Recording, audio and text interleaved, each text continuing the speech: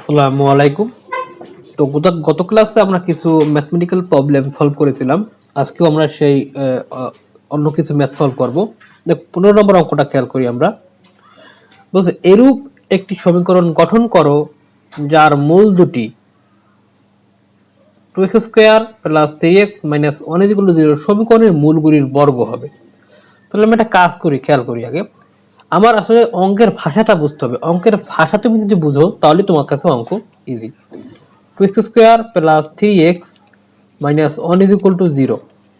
তাহলে আমি ধরে নিলাম লেট সমীকরণের মূলদ্বয় as usual as alpha comma beta. তাহলে মূলদ্বয়ের যোগফল কি হবে বলো তো? মূলদ্বয়ের যোগফল কি হবে বলো? যোগফল হবে আলফা প্লাস বিটা মাইনাস 3/2 আর মূলদ্বয়ের গুণফল হবে আলফা বিটা মাইনাস হাফ। এটা তোমরা অলরেডি বুঝছো, হ্যাঁ, আমাদের সূত্র থেকে আমরা জানি। এখন তারা আমাকে বলছিল যে এই আমি যে সমীকরণটা তৈরি করব বা গঠন করব সেই সমীকরণটা এই সমীকরণের মূলগুলোর বর্গ। তাহলে এই সমীকরণের মূলগুলো কি আলফা বিটা। তাহলে আমাদের নির্ণয় সমীকরণের মূল হবে কি বলতো? নির্ণয় সমীকরণের মূল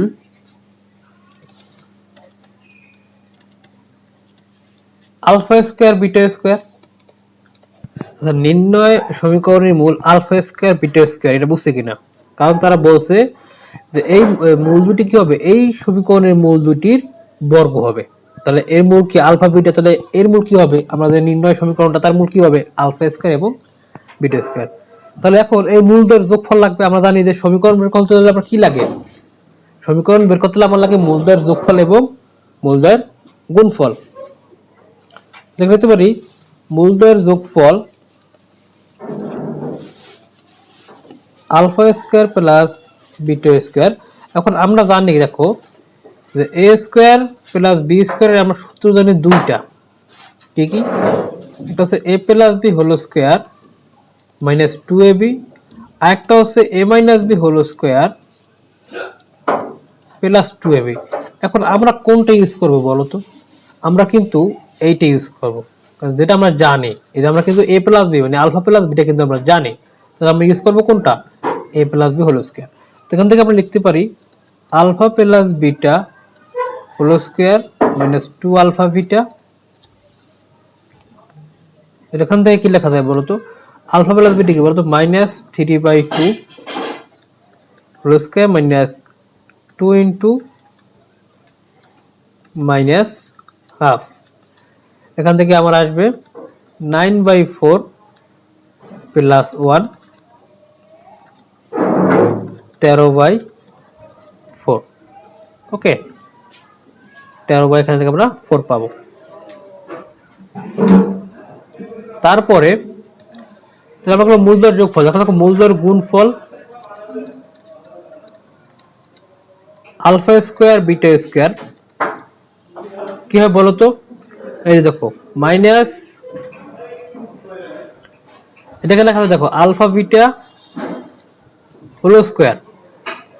এখন দেখো তাহলে আলফা বিটা কত বলতো? Minus half. তাহলে মাইনাস হাফ হোল স্কয়ার, এখানে লেখা যায় মাইনাস হাফ হোল স্কয়ার মানে 1/4। ওকে, 1/4।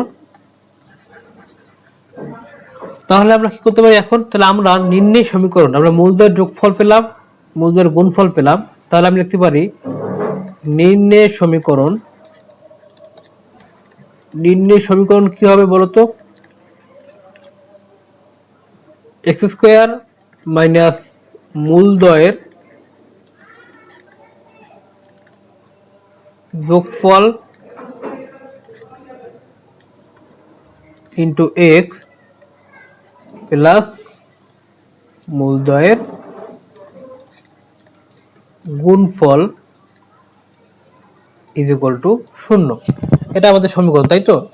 এখন আমরা এখান থেকে খেয়াল করি তাহলে এক্স স্কয়ার মাইনাস মূলদ্বয়ের যোগফল কত বলতো? এই যে পেলাম 13/4 এক্স প্লাস মূলদ্বয়ের গুণফল কত বলতো? 1/4 ইজ ইকুয়াল টু 0। এখান থেকে আমি 4 লসাগু করি, এখানে আসবে 4x square minus 13x plus 1 is equal to 0। এটাই সে আমার কাঙ্ক্ষিত সমীকরণ। আশা করি তোমরা সবাই বুঝতে পারছো। এরপর দেখো 22 নম্বর অঙ্কটা। 22 নম্বর অঙ্কটা কি বলছে, উদাহরণ 22-এর, যদি সমীকরণের একটি মূল অপরটির বর্গের সমান হয় তবে দেখাইতে হবে এই যে p cube minus q 3p minus 1 plus q square is equal to 0। Okay, তাহলে আমরা সমীকরণটা লিখি, দেওয়া আছে কি x square plus p x plus q is equal to 0। Okay, তাহলে এই সমীকরণের একটি মূল অপরটির বর্গের সমান, তাহলে আমাদের যদি একটি মূল আলফা হয় অপরটি কি হবে বলতো, আলফা স্কোয়ার, কারণ একটি মূল অপরটির কি বর্গের সমান, তাহলে একটি আলফা হলে অপরটি আলফা স্কোয়ার। তাহলে আমরা করতে পারি কি, দেখো মূলদ্বয়ের যোগফল, তা আমরা দেখি মূলদ্বয়ের যোগফল alpha plus alpha square is equal to কি লেখা দেখা থাকে বলতো, মাইনাস পি। আর মূলদ্বয়ের গুণফল আলফা ইন্টু আলফা স্কোয়ার কি আসবে এখান থেকে বলো, এই যে কিউ, এখান থেকে আমি লিখতে পারি alpha cube is equal to q. এটাকে তুমি 1 নং দাও। এখন দেখো 1 নং হতে এই যে alpha plus alpha square is equal to, এখানে এটি হয়েছে alpha plus alpha square is equal to minus p. খেয়াল করো এখানে কিন্তু আমরা আলফা কিউবের মান জানি, তার মানে এখানে আমাকে আলফা কিউব আনতে হবে। তাহলে আমরা উভয় পক্ষে ঘন করব, কি করব, ঘন করব। তাহলে দেখো এ প্লাস বি হোল কিউবের সূত্রকে আমি এখানে লিখে দিচ্ছি আগে। এখানে দেখো এ প্লাস বি হোল কিউবের সূত্র হচ্ছে a cube plus b cube plus 3ab into a plus b. এটা হচ্ছে আমার এ প্লাস বি হোল কিউবের সূত্র, সেটা এখন আমার কাজে লাগবে। ঠিক আছে, তো তোমরা করতে পারো এই আলফা হচ্ছে এ, আলফা স্কয়ার হচ্ছে বি, তাহলে আমি লিখতে পারি এখান থেকে alpha cube plus alpha square cube, তাহলে a cube plus b cube গেল plus 3 alpha into alpha square মানে a b plus alpha plus alpha square মানে a plus b is equal to minus p cube. Minus p whole cube করলে কি হয়, minus p cube. এখন দেখো alpha square plus alpha cube whole square, এটা লিখতে পারি আমরা আলফা স্কোয়ার ইকুয়াল কি লেখা যায়, আলফা কিউব হোল স্কোয়ার। কেন লেখা যায়, কারণ এই যে এটাকে সোয়াপ করলাম, যে আমরা যখন সুযোগ করেছিলাম দেখো যেরকম এ এম এন, এটাকে লেখা যায় কি এ এন এম, মানে এটাকে সোয়াপ করা যায় সূচকের নিয়মে। ঠিক আছে, এটা করার কারণটাকে কেন, আমরা আলফা কিউবের মানটা এখানে বসাবো, তাই plus 3 alpha cube alpha plus alpha square minus p cube. এখান থেকে দেখো তাহলে এখানে আলফা কিউব হবে, এটা আমরা এখানে ভুল দিচ্ছি, এটা হবে আলফা কিউব। এখন আমরা আলফা কিউবের মানগুলো বসিয়ে দেই, তাহলে এখান থেকে কি আসে বলো তো, এখানে আসবে q plus q square minus 3 q, এখানে প্লাস 3 কিউ। এই দেখো আলফা প্লাস আলফা স্কোয়ার মান কত, এই যে মাইনাস পি, তাহলে minus p is equal to minus p cube. আমরা পি কিউবটাকে পাশে নিয়ে আসি, তাহলে p cube minus 3 p cube, এই যে এই টার্মটা plus q plus q square is equal to 0। তো পি কিউব, এখান থেকে আমি যদি সাপোজ তোমার কিউ কমন নেই, 3p minus 1 plus q square is equal to 0। এটাই তারা কিন্তু আমাকে প্রমাণ করতে বলেছিল। দেখো 27 নম্বরটা কি বলছে আমাদের, বলছে সমীকরণের মূল দুটি একটি অপরটির বর্গের সমান হলে পি এর মান নির্ণয় করো, মানে আমাদের আগের অঙ্কটার মতোই, বাট ক্যালকুলেশন একটু ভিন্ন। তো আমরা দেখাবো। তার ইকুয়েশনটা কি বলতো, equation 27 x square plus 6x minus P plus 2 is equal to 0। এখান থেকে আমি ধরি মানে একটি মূল, লেট একটি মূল আলফা, তাহলে অপরটি কি হবে বলতো, অপরটি হবে আলফা স্কোয়ার, কারণ কি বলছে একটি মূল অপরটির বর্গের সমান, একটি মূল অপরটির বর্গের সমান, তাহলে একটা আলফা অপরটি আলফা স্কোয়ার। তাহলে মূলদ্বয়ের যোগফল আমরা যেটা অল টাইম বের করি, মূলদ্বয়ের যোগফল কি হবে এখান থেকে বলো, alpha plus alpha square is equal to -6/27। তাহলে আলফা প্লাস আলফা স্কোয়ার এখান থেকে আসবে -2/9, গুণ করে দিলে এখান থেকে আমি একবারে পাবো আলফা, কি পাবো দেখো, একবার পাবো তুমি এখান থেকে পাবো 9 alpha square, 9 alpha square plus 9 alpha, এই 2টাকে বসালে +2 ইজ ইকুয়াল টু 0। এটাকে তুমি দাও 1 নং, তাহলে 1 নংকে তুমি সমাধান করো, 1 নং সমাধান করে তুমি এখান থেকে যদি ক্যালকুলেটরে বসাও, এখান থেকে তুমি আলফা পাবা -1/3 একটা মান পাবা এবং -2/3। কেন দুইটা মান পাইলাম, কারণ দেখো আলফার ঘাত কত 2।